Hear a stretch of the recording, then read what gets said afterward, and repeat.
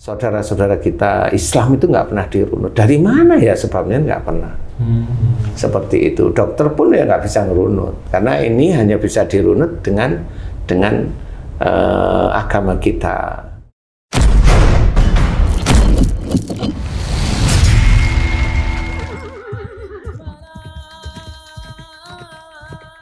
Bismillahirrahmanirrahim. Assalamualaikum warahmatullahi wabarakatuh. Waalaikumsalam warahmatullahi wabarakatuh. Amin ya rabbal alamin. Para pemirsa dan sahabat beriman dimanapun berada, kita jumpa lagi di Ustadz Danu Official Channel.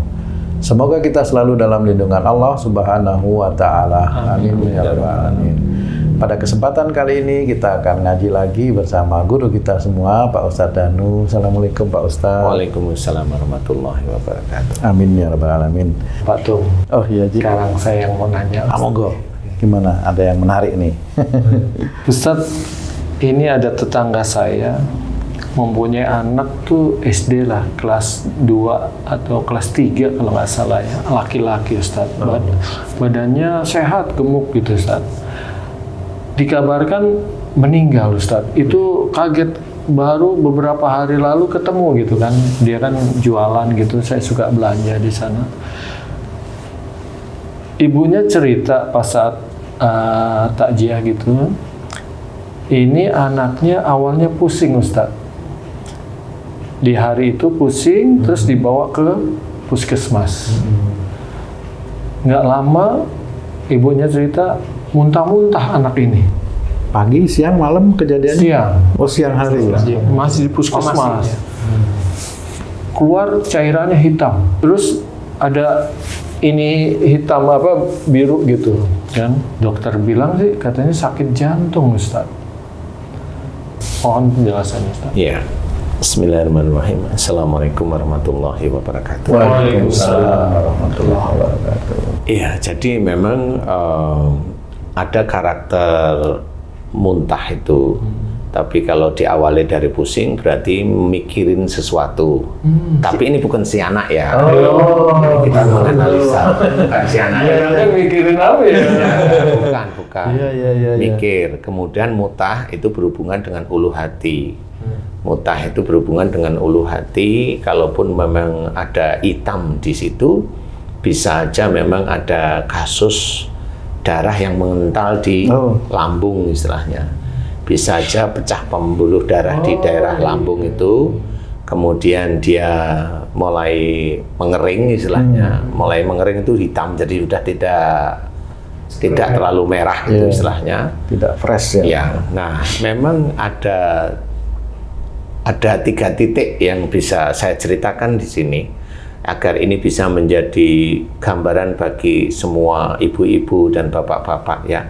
Pusing, muter, kemudian mutah sama jantung. Itu memang ada 3 titik untuk menganalisa. Kalau mutar, pusing, awalnya pusing, berarti ada salah satu orang tuanya itu termasuk pemikir tapi emosional. Mikir tapi emosional gitu loh. Jadi mikir tapi emosional. Bisa aja mamanya cara berpikir dia itu mamanya saya ngobrol dengan Haji J mamanya. Itu ada persoalan itu saya mikir tapi pada waktu saya ngomong itu penuh dengan emosi ibaratnya. Ada emosi di titik itu. Kemudian kalau jantungnya itu berhenti ya memang itu mendadak, saya anggap itu gagal jantung. Ini marah, bener marah. Ini marah, jadi jantung itu marah istilahnya dalam kehidupan sehari-hari itu kecenderungan marahnya kuat istilahnya. Kehidupan sehari-hari ya. Kemudian ulu hati karena dia mutah berarti itu hubungannya dengan kalau dikasih tahu itu susah, menjawab susah. Kemudian di sini mikir. Jadi ada salah satu orang tuanya itu dia mikirkan sesuatu, kemudian membantah itu mutah, kemudian marah. Nah, di titik ini salah satu orang tuanya ini hubungannya insya Allah dia ada persoalan si orang tuanya itu dengan kakek atau neneknya si yang meninggal tadi. Dia ada persoalan, kemudian orang tuanya mikir beneran, kemudian nggak terima. Jadi dia itu nggak terima, menolak orang tuanya itu nggak terima dengan kakek atau neneknya si yang meninggal tadi. Dia menolak istilah. Tapi dengan kondisi biasanya orang tuanya diam. Dia diam. Oh, pendiam. Pendiam dia orang tuanya. Tapi kelihatan emosional, tahu kok kita ya. Jadi kalau ngomong itu nadanya agak tinggi atau cenderung nyalahkan. Umpamanya kalau yang emosional itu bapaknya nyalahkan. Diam tapi nanti kalau ngomong nyalahkan istri. Kelihatan langsung set gitu aja. Kamu nih, itu hanya kalimat itu tok aja udah tahu. Oh ini hobinya memang nyalahkan itu. Jadi marah dia. Jadi nyalahkan itu kan pasti marah. Nah, insya Allah seperti itu. Jadi salah satu orang tuanya, insya Allah dia ada persoalan dengan kakek atau neneknya si orang tuanya ini. Kemudian dia tipikalnya itu memang tidak mau nerima masukan dari kakek atau neneknya. Dan dia tipe pemarah walaupun dia marahnya diam. Insya Allah seperti itu. Nah ini Haji tahu nggak kira-kira itu siapa? Ayahnya. Ayahnya berarti Oh, kenal. memang gitu aja ya? Kenal berarti ya. Orang ayahnya pendiam tapi kelihatan dia. Dari matanya itu kelihatan emosionalnya tinggi. Ya sudah. Oh, gitu. Insya Allah seperti itu. Nah itulah kadang-kadang yang kadang takdir si anak itu ditulis sudah sejak lahirnya begitu karena dicocokin dengan orang tuanya. Ini orang tuanya kayaknya nggak bisa berubah gitu, langsung ditulis kematian si anaknya itu tadi. Itu karena anaknya itu masih kecil belum akil balik Pak Ustadz ya? Benar. Ya, gitu. kalau si anak nggak ada dosa. Iya. Bisa nggak si anak masuk surga? Insya Allah bisa, nggak ada dosa deh. Tapi orang tuanya, Allahu a'lam. Jadi nggak bisa anak di surga terus megang orang tuanya ngajak surga, nggak bisa seperti itu, nggak bisa itu cerita gimana itu seperti itu ya. Karena kalau dilihat dari kasusnya jelas orang tuanya itu salah dengan kakek neneknya. Karena nggak mungkin anak belum akil balik kemudian meninggalkan oleh Allah Ta'ala itu nggak mungkin, pasti ada sebabnya. Pasti ada sebabnya. Nah, sebab itulah yang tidak pernah dirunut oleh saudara-saudara kita. Islam itu nggak pernah dirunut. Dari mana ya sebabnya nggak pernah. Seperti itu. Dokter pun ya nggak bisa ngerunut. Karena ini hanya bisa dirunut dengan agama kita. Bagaimana anak itu menjadi ujian orang tua. Bagaimana harta itu menjadi ujian kita sebagai yang mencari rizki. Itu seperti itu diceritakan salah satunya.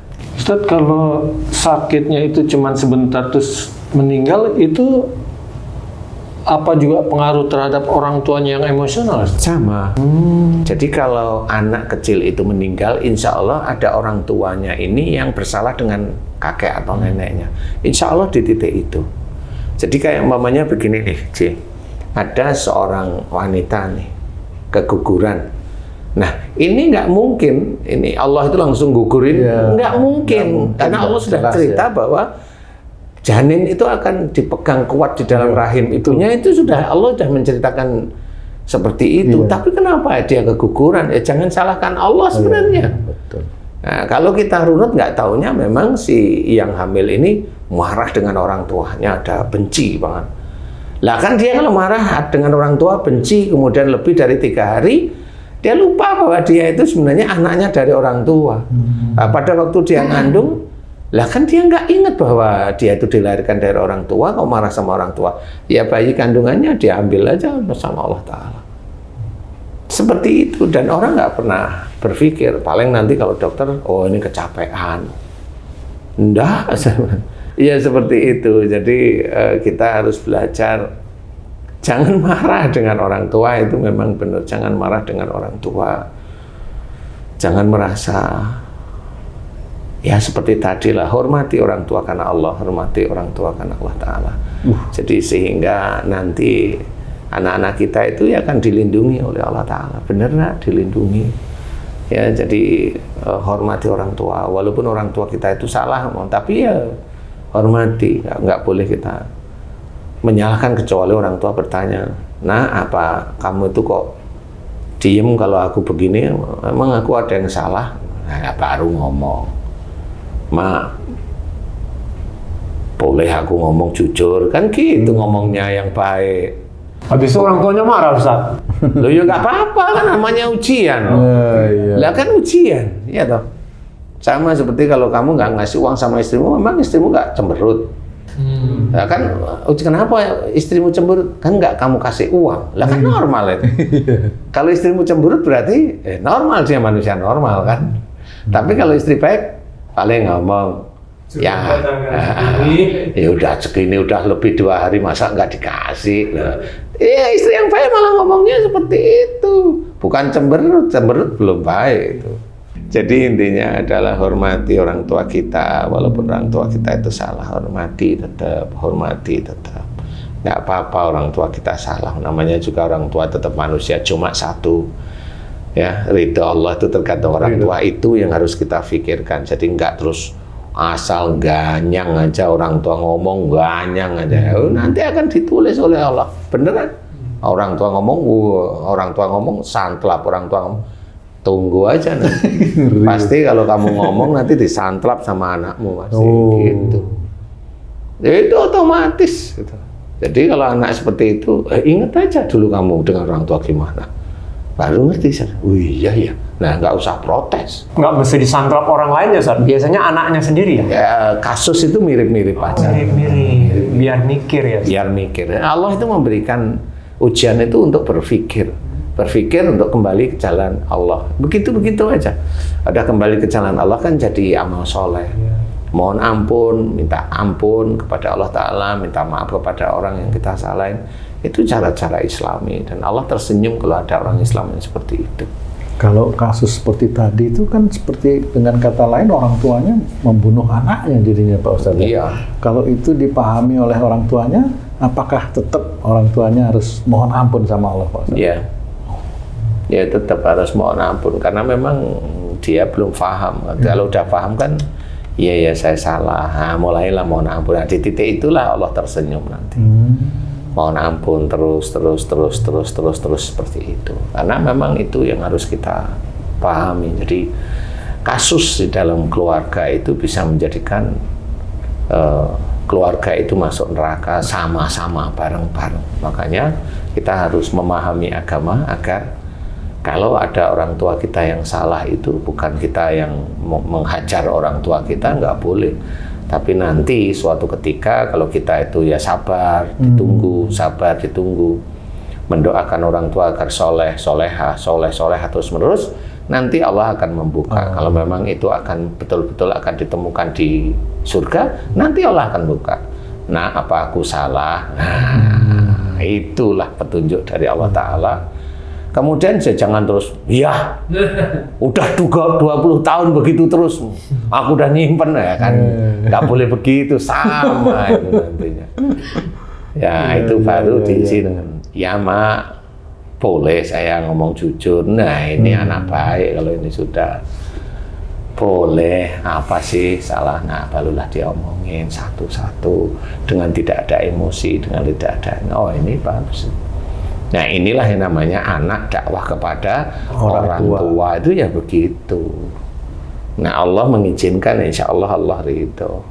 Nah kalau begitu orang tuanya seneng loh, kok aku dikasih tahu kok baik, akhirnya kan tanya terus. Nah di titik itulah anak itu mulai dakwah terus menerus. Begitu. Jadi tetap kita harus hormat dengan orang tua, itu harus sudah apa namanya ya, harga mati lah istilahnya ya. Jangan, walaupun orang tua salah, nggak usah. Jadi insya Allah analisa saya seperti itu, dan banyak kasus yang banyak kasus seperti itu, banyak sekali. Anak yang belum balik tenggelam, iya insya Allah itu dari orang tua. Nggak sembarangan itu, Allah itu menenggelamkan itu nggak sesederhana kata orang. Ya memang itu takdir Allah, iya. Saya jawab iya.